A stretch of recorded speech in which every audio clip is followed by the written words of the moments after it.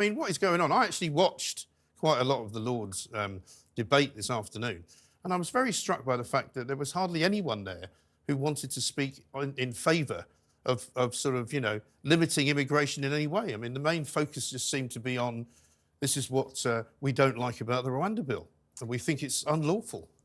Yeah, and even if you think that Rwanda is impractical and unlikely to fix the problem in a big way, which is a perfectly respectable position to have, I think the absence of any proposed alternatives to the plan is what really grates, because, as you say, the impression is rather given that the Lords is completely out of step with the population that does overwhelmingly want to reduce the numbers. And, you know, I understand the difficulty for the Church of England, because obviously, you know, you do have to sort of look at the life of Jesus and try to practice in that way. But I mean, we're getting into the realm of, like, people being very obviously duped and being foolish rather than simply kind, being utterly stupid. Well, when you see like 20 or 30 or 40 people from the Bibi Stockholm all suddenly decided they want to, you know, embrace Christ, you kind of go, really? Do you really want to do that, or are you just trying to stay in the country?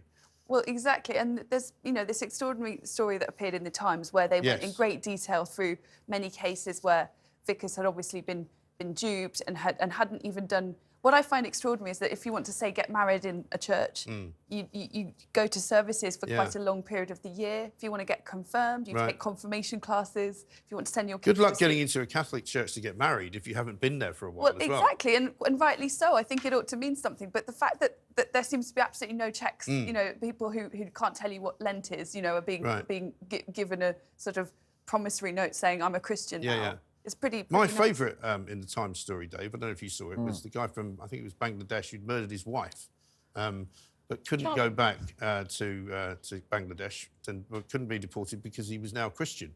And because he was now Christian, he thought it was all right for him to stay here. He didn't really care much about his wife, who was now dead.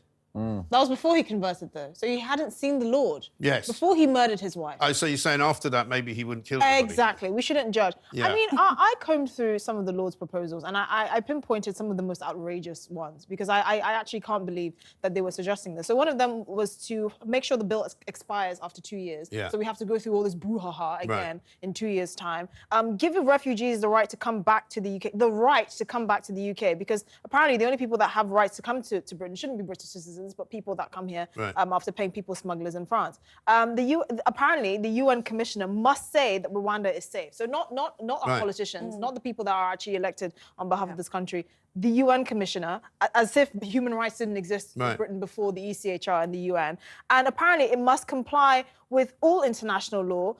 Even though the international law that it's complying with is the reason why 12,000 foreign national offenders can't be deported from Britain. I mean, there was a terrorist sympathizer that was allowed to stay in this country because apparently, if he's deported to his country of origin, he won't receive the appropriate medical attention. Right. It's the kind of apparently, stuff the most difficult country to be deported to is Iran. So if you come here from Iran, you've got hardly any chance of being sent back. Well, for good reason. Maybe but not. The thing, we're not a serious country. I mean, we have people making these decisions on our immigration, on people that are allowed to come into this country, mostly unelected, who don't have to live in communities where you're more likely to be doused in alkaline or a corrosive substance because you've ticked off someone who's a known sex offender, right? They don't have to live with the consequences of these actions, but somehow they have the audacity to hold up these bills in the courts. I don't believe in the Rwanda scheme, personally. I think the whole thing is a bit of a red herring. It's not really about whether people are going to Rwanda, but it's just this nonsense that the House of Lords are going to spend 3 days. And if it's anything like today, it just goes on and on and on endlessly. And let's talk about the bishops. I mean, I was once in the House of Lords.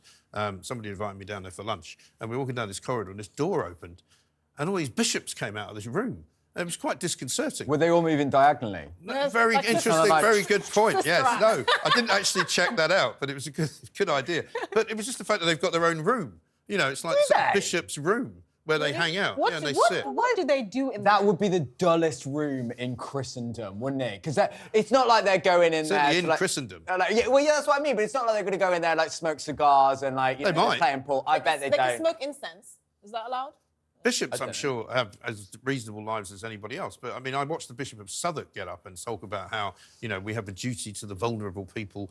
Well, we also have a duty to the people of Britain, who are also, in some ways, vulnerable, because in some ways they're suffering at the hands of some of the people who come in who we don't know, who we don't understand and who we don't know whether they've committed crime or will commit crime. I just can't believe how naive some of these people are to really think it's not that easy to game the system. I mean, I've known people that, like siblings, that have got different passports abroad and then come to the UK and been married and seem like a normal marriage couple. It is so ridiculously easy to game the system. It's actually painful. The fact that religious conversion even qualifies as a reason to seek asylum is an embarrassment. And then you ask again, who are making these decisions? And then you have this huge cabal of the charity industrial complex, of civil servants, of supranational courts, of human rights lawyers, none of whom are accountable to the public, but are making these decisions that negatively affect And all of Britain. whom can give you advice and tips on how to make sure you pass the test. So that if they ask you these questions, here's what you say, and then they can never do anything with you.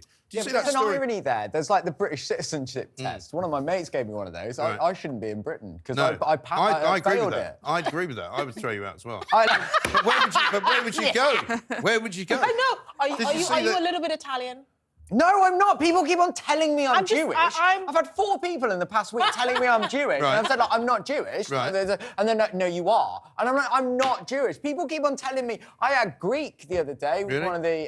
Maybe it's the beard. Greek. Maybe you I lose the think, beard. you know